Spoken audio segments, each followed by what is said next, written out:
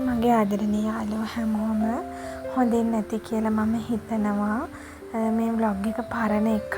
ගිය බ්‍රහස්පතින්දා තමයි මම අප්ලෝඩ් කරන්න හිටියේ. ඉතින් අපේ රටේ වුණ දේත් එක්ක ඇත්තටම වීඩියෝ එකක් අප්ලෝඩ් කරන්න තරම් මානසිකත්වයක් තිබුණේ නැහැ. ඇත්තටම තාමත් හිත හදාගන්න බැහැ. මං ඉතින් මේක මේ අප්ලෝඩ් කරා දැන් මේක පරණ එකක් නිසා. ඉතින් යාළුවනේ මේ මගේ ගෙවුණ සතියේ බදාද දවසක්. ඉතින් උදෙන්ම මේ විදියට පටන් ගත්ත ටී එකක් එහෙම බීලා අද දවසේ ඉතින් වැඩ ගොඩක් තියෙනවා කරන්න. ඉතින් ඒ නිසා මම vlog එකක් කරන්න හිතුණා. ඔයාලවත් එකතු කරගෙන මේ වැඩ ඔක්කොම කරගන්නවා කියලා. ඉතින් උදෙන්ම පුතාට කොත්තු ටිකක් හදන්න තමයි හදන්නේ. ඉස්කෝලෙත් නිවාඩු නිසා ඉතින් මේ දවස්වල මොනා හරි ඉතින් ස්පෙෂල් දෙයක් එයාට හදලා දෙනවා මම පුළුවන් දවස්වලට. ඉතින් ඔය එළවලු ටික දැන් මම කපා ගන්නවා. එළවලු ටික කපාගෙන කොත්තු ටික ලෑස්ති කරගන්න තමයි හදන්නේ. ගෙදර කැරට් තිබුණා. ලීක්ස් ටිකකුත් තිබුණා. ඉතින් ඒ ටිකයි සුදුලුණු කරපිංචා එහෙම දාලා චිකන් නම් තිබුණේ නැහැ. එග් එකක් දාලා තමයි හදාගන්න හදන්නේ. ඉතින් ගෙදර මේ විදිහට ඇත්තටම හදාගත්තාම කඩේවට වැඩිය රසයි. ඉතින් රසකාරකත් නැහැ. අපි දන්නවනේ ඉතින් හොඳම දේවල් දාලා හදන්නේ කියලා. ඉතින් බබාලට දෙන්න මම ඉතින් ගොඩක් වෙලාවට කඩෙන් නම් ගෙනෙන්නෙම වැඩිය ගේන්නේ නැහැ. ඉතින් ඉඳ හිට ගේන්නේ නැතුවමත් නෙමෙයි. ඉඳ හිට ගේනවා. ඉතින් ගොඩක් වෙලාවට මේ විදිහට රයිස් කොත්තු වගේ දේවල් මම ගෙදර තමයි හදාගන්නේ. ඉතින් බලන්නකෝ ඔයාලා කොත්තුවේ රස පාටයිද කියලා.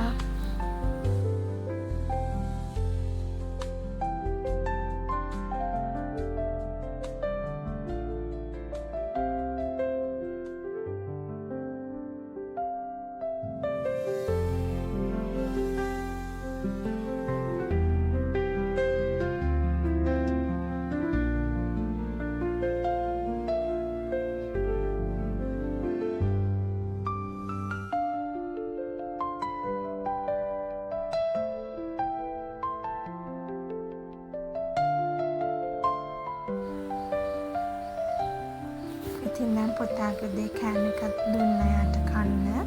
එයා ඉතින් මේ දැන් යාගේ පොත් කබඩ් එකක් කරගන්නවා.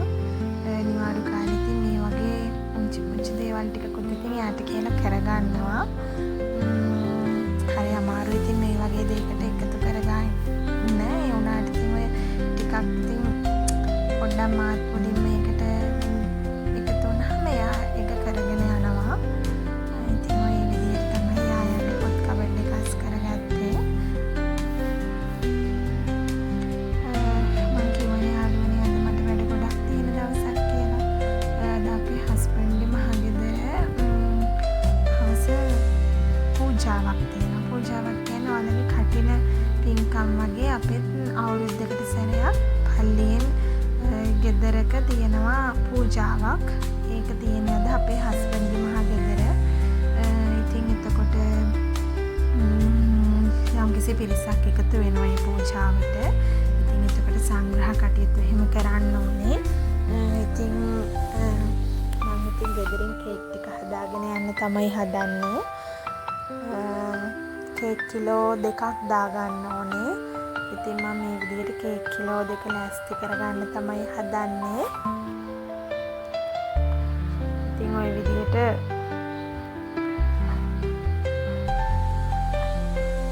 බටර් ටික කපා ගත්තා. එතකොට බ්ලෙන්ඩර් කරගන්න ලේසි නිසා, බීටර් කරගන්න ලේසි නිසා. ඉතින් කේක් කිලෝ 2කට දන්නවනේ ඉතින් යාළුවෝ පාන් පිටි 500යි, බිත්තර 8යි, ඇස්ට්‍රා 500යි, සීනි 500යි තමයි ගන්නෙ. දැන් ඉතින් ප්‍රීහීට් වෙන්න දාගත්ත oven එක ප්‍රීහීට් වෙන්න දාගෙන මම ඉතින් අවශ්‍ය බඩු ටික ලං කරගෙන කේක් එක බීටර් කරගන්නවා දැන්. මුලින්ම ඇස්ට්‍රා ටිකයි සීනි ටිකයි හොඳට බීටර් කරගන්නවා. ඒ සීනි ටික බ්ලෙන්ඩ් කරලා ගත්තා මම. එතකොට ගොඩාක් වෙලා බීට කරන්න ඕනේ නැහැ. එතකොට කේක් එකත් හොඳට පිපිලා එනවා. ඒ නිසා ඒ විදිහට කරගන්නවා. පාන් පිටි කලින්ම බේකින් පවුඩර් දෙක හැඳි 4ක් දාලා හලලා තියාගත්තා. ඉතින් කේක් එක හදනද වැඩි විස්තර මම කියන්නේ නැහැ. ඉතින් මටත් වැඩිය හොඳට කේක් හදන යාළුවෝ ඇති සමහර විට මගේ channel එකත් එක්ක එකතු වෙලා. ඉතින් මම ওই විදිහට බටර් කේක් කිලෝ 2 ලෑස්ති කරගන්නවා.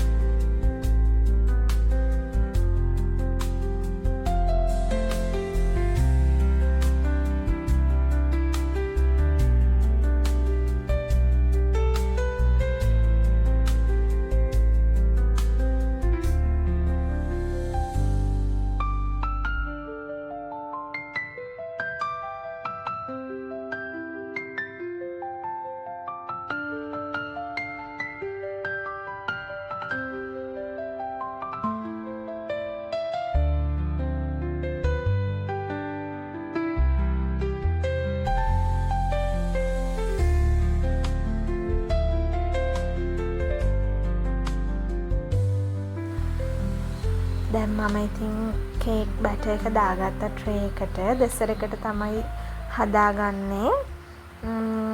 දැන් ඉතින් ওই විදිහට දාගන්නවා කේක් බැටර් එක හැමතැනටම සමාන වෙන විදිහට.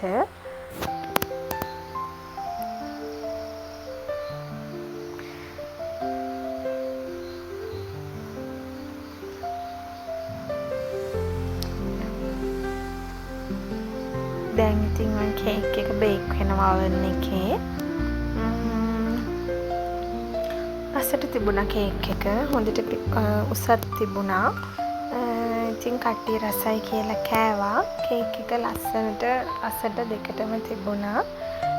පේනවනේ හොඳට ඒක උසට පිපිලා ආවා.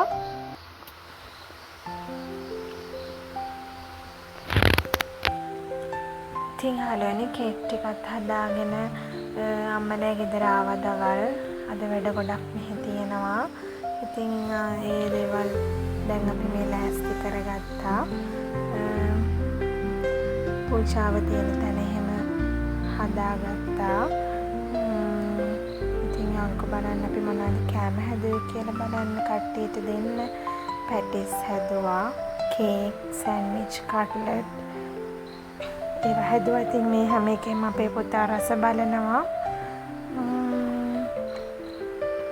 ඉතින් හවස කට්ටිය ඇවිල්ලා පූජාවටත් ඉඳලා කෑම බීමත් කාලා පූජාව ඉවර වුණා. දැන් මේ ෆාදර් ඇවිල්ලා ඉන්නේ. 6:30ට තමයි පූජාව පටන් ගත්තේ. මේ අපේ පුතත් ඉන්නවා. මේ හස්බන්ඩ්ගේ අම්මලා මල්ලිලා. ඉතින් යාළුවනේ ඔයාලා පරිස්සමට ඉන්න. ඔයාලට ගොඩාක් ආදරේ මම ගිහින් එන්නම්.